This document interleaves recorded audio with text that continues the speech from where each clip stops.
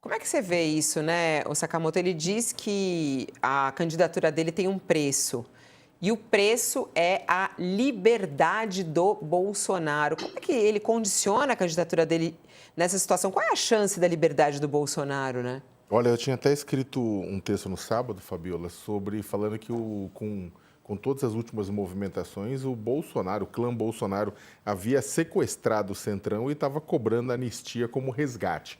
Né? E aí o Flávio até usou o mesmo nome, o mesmo termo, preço, né? Que eu concordo com o Josias, é extremamente depreciativo. Eu estou usando aqui de forma crítica, né?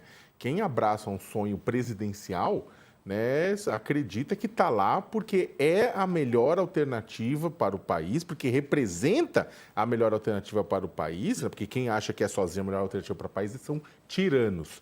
Quem acha que representa um grupo, né, que fala, que vocaliza por um grupo que representa o melhor para o país, tá lá para fazer a diferença, etc e tal, e não vai desistir tão fácil, não está lá para uma moeda de troca, né? Mas claramente o Flávio Bolsonaro, ele assume essa indicação do pai, esse jogo combinado com o pai, basicamente para o seguinte, falou, a anistia está parada no Congresso Nacional, existe no máximo a possibilidade de se votar, talvez um pouco mais para frente, uma dosimetria diferente de penas, isso não interessa ao Bolsonaro, que está lá na carceragem da Polícia Federal no Distrito Federal, e com isso o que o Flávio faz? O Flávio faz, vou ser eu, né, o candidato, né?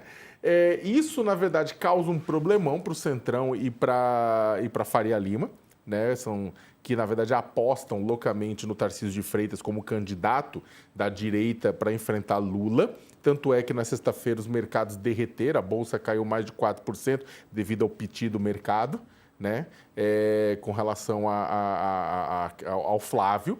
Né, e não, ou seja, porque tira o Tarcísio basicamente da jogada. Qualquer pessoa que fala, não, o Tarcísio seria lançado, iria mesmo que saia um Bolsonaro, é porque está fora da realidade da casinha, o Tarcísio não faria isso. E a razão para isso está no próprio Datafolha. Eu concordo plenamente com o Josias com relação à questão da rejeição ou com relação à questão da maioria da população ser contra aliviar para o Bolsonaro. A questão, e aí eu acho que é interessante, é outra, né, é que se você for pegar os dados do Datafolha, né, os dados ao longo do tempo, você vai ver que, ó, por exemplo, agora, o Datafolha traz a informação que 54%, quer dizer, que 54% considera a prisão justa, 40% que consideram que a prisão não é justa. Agora vamos retroceder no tempo. Em setembro, 54% eram por favor da aprovação de uma anistia, 39% contra. Né? Quer dizer, era 39% a favor da anistia, 54% contra a anistia. Em agosto, 51% concordavam com a prisão domiciliar, 42% discordavam. Em abril, 52% dizem que ele devia ir para a cadeia, 42% diziam que não. Em janeiro, 52% concordavam que ele tentou dar um golpe, 39% que não. Em dezembro do ano passado, os mesmos 52% achavam que ele tinha tentado dar o golpe, os mesmos 39% diziam que não. E em março de 2024, 55% achava que ele tinha tentado dar o golpe, 39% não. Não mudou. Está variando dentro da margem de erro. Né? Ou seja, o número de pessoas que acha que ele deu golpe, acha que acha que ele devia ser preso, ou seja, acha que ele fez coisa ruim e devia ser punido, e o resto dizendo não, ele não fez nada disso. Né? Ou seja, existe uma resiliência muito poderosa da narrativa bolsonarista. Né? E aí, se você for pegar o número, Fabiola, é mais interessante ainda, é aquela coisa, a pessoa não tinha o que fazer de manhã, começa a puxar número. Do ponto de vista dos votos válidos, vamos lembrar que o Lula teve 50,9% e o Bolsonaro 49,1% no segundo turno de 2022. Tá. Isso é voto válido. Agora, se você pegar a quantidade de votos totais que o Bolsonaro teve, 58,2 milhões, e dividir por 156,4 milhões de brasileiros, dá o quê? 37% de eleitores. Ele teve, na prática, 37% de eleitores, que não é muito diferente da quantidade de gente que vem apoiando o seu posicionamento. Aí qualquer cientista político vai fazer uma análise disso, vai falar, é claro, entra, sai gente, mas o montante total segue relativamente igual. Então, o que acontece? É o suficiente para eleger um semovente? Não. Tanto é que ele perdeu. Mas é o suficiente para ajudar qualquer semovente a chegar lá. Então é o seguinte, o Tarcísio não pode abrir mão disso, o Centrão não pode abrir mão disso, a Faria Lima não pode abrir mão disso, então esperam ver quais são os desígnios do Bolsonaro, esperam para ver o que o Bolsonaro e o Flávio querem, nesse sentido para negociar. E o que o Flávio está colocando na mesa para terminar é o quê? Anistia. A pergunta é, no final das contas, o custo disso para o Centrão vai ser alto. O Centrão vai fazer uma anistia, mesmo que não torne o Bolsonaro elegível de novo, simplesmente para tirá-lo na cadeia e com o risco do Supremo Tribunal Federal depois chegar e falar nada vale, isso aqui não vale nada, né? Flávio vai se dar por satisfeito com uma anistia que depois vai ser bloqueada pelo STF, né?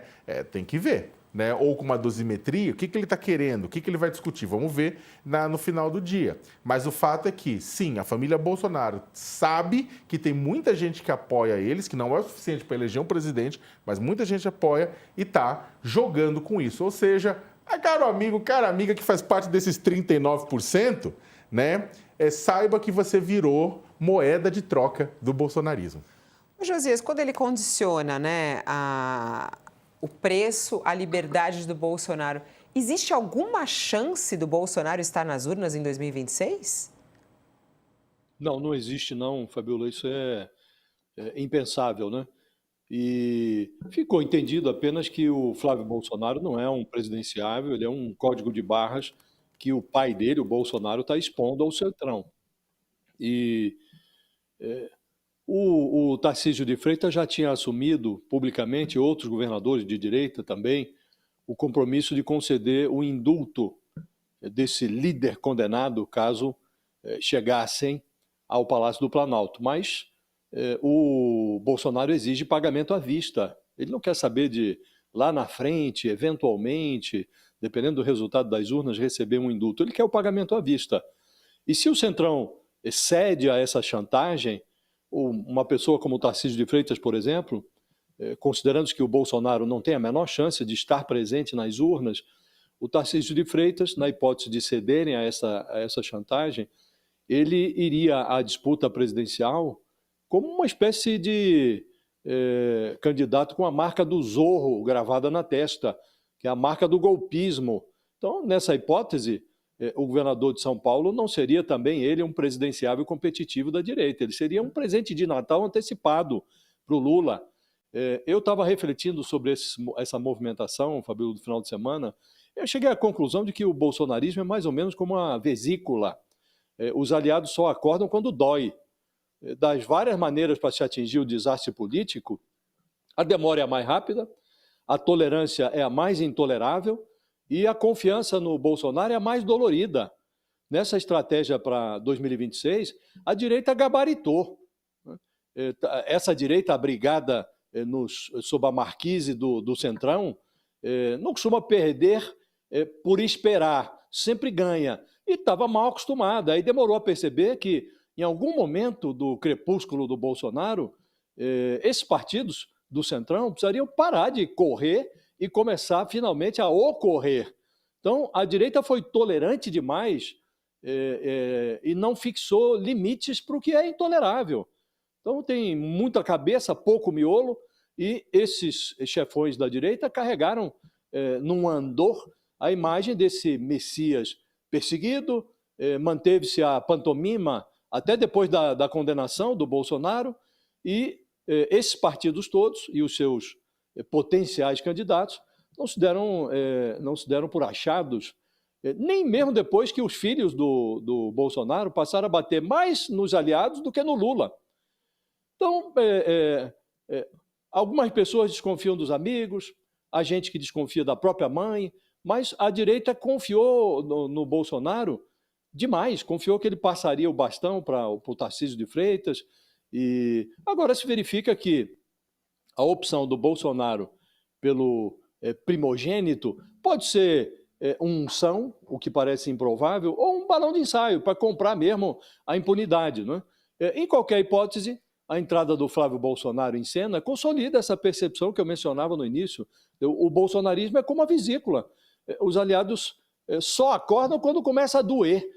E é triste ver a direita brasileira submetida a esse tipo de chantagem.